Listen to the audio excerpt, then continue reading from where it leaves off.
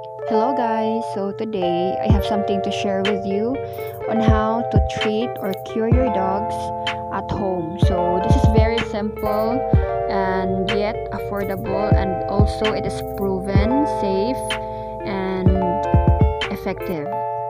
So now let us start. So the first ingredients is the oregano leaves.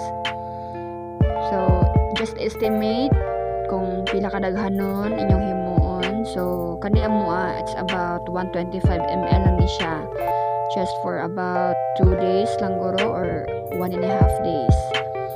So first ingredients is oregano leaves, and the second will be the honey or pure honey, no added sugar. Make sure lang yun nga it is pure and legit ang inyong gipalitan nga seller. And the third ingredients or the last is the lemon juice or lemon fruit. So that's the three main ingredients that we need for our medicine. So about half of lemon lang is all we need. So first step going to do is you smash totally the oregano leaves. So the same with this one, the same texture. Just make sure it's translucent na. You can see the liquid nga naggawas. So and then you transfer it to a clean Tupperware. And the second step will be is the squeezing of oregano leaves. So you use strainer so that the leaves will not be included in our liquid.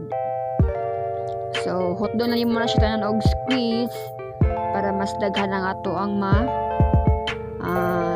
himo nga medicine. So muna na siya. And then the third step you're going to do is you add half slice of lemon fruit. So you squeeze it well para daghan jud tag mahimo. And then you add, the third step will be is you add about 3 or 5 tablespoon of honey. Just make sure nga inyo siyang ma-mix totally, nga wala na mabilin sa bottom para mas effective ang ato ang home remedies. So mora na siya, ready na siya para mainom sa inyong dogs. And if ever na ay mabilin, pwede nyo siya i-ref. So that's it, and thank you.